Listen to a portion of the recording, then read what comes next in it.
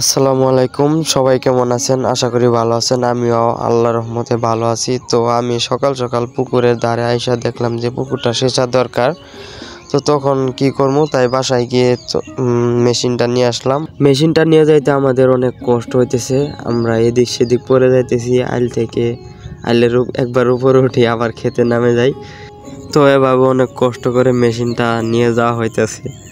দেখতেছেনি কত কষ্ট করে নিয়ে যাওয়া হইতেছে। আর এই মেশিনটা ওজন কিন্তু অনেক, মিনিমাম 120 কেজির উপরে। তো মেশিনটা আমরা নিয়ে আসলাম পুকুরে একদম ধারে, ওখানে বসাইলাম। তারপর ফিটিং করার জন্য ফিটিং করলাম। তারপর মেশিনটা অনেক ময়লা হয়েছিল, ময়লাটা ধুইলাম। ধোয়ার পরে মেশিনে পানি টানি তুললাম, মেশিনটা স্টার্ট দিব। এখন পানি তুলতেছি, পানি তোলার পর মেশিনটা এখন স্টার্ট দেওয়া হবে।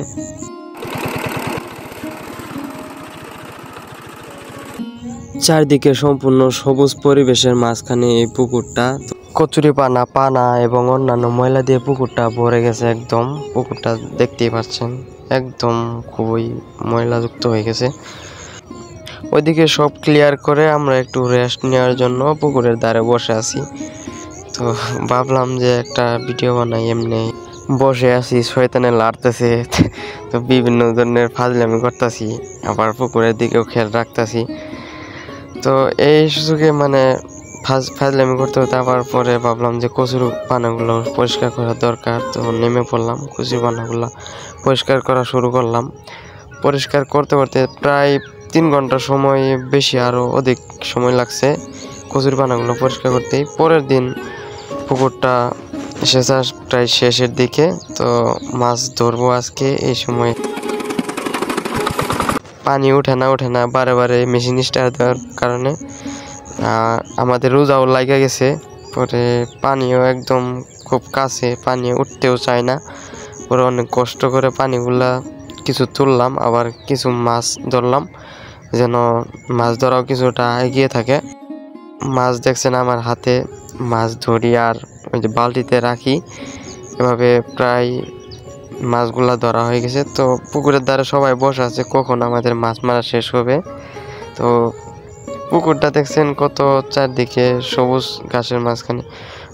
আমাদের মাছ ধরা শেষ হওয়ার পর তখন পোলাপানগুলাকে নামতে বলি।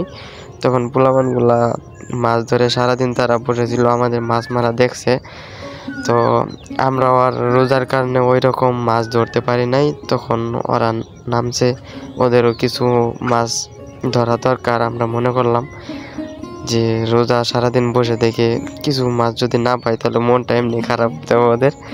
পরে আমরা আর কি করবো, পরে উঠা পড়ার পরে ওদের মাছ মারা দেখলাম কিছুক্ষণ। অনেকে মাছ পাইছে মোটামুটি ভালোই। তো আমরা মাছগুলা যেগুলা পাইছি সেগুলা নিয়ে বাসার দিকে রওনা দিলাম। এগুলা মাছ তখন বাড়িতে নিয়ে যাবো, আর পরিষ্কার করা লাগবো। আরও অনেক কাজ আছে বাড়িতে, এদিকে ইফতার সময় হয়ে গেছে। তো তাড়াতাড়ি মাছগুলা পরিষ্কার করলাম। বাসায় না মাছগুলা পরিষ্কার করার পরে ভাবলাম একটা ভিডিও বানাই, কতগুলা মাছ পাইছি। তো এই মাছগুলা এইভাবে ভিডিও বানাই। গত বছর এভাবেই অনেকগুলা মাছ মারছিলাম, তখনও একটা ভিডিও বানাইছিলাম। যাই হোক, দিন শেষে এই মাছগুলা মারা অনেক ভালো লাগে। তো সবাই সুস্থ থাকবেন। আসসালামু আলাইকুম।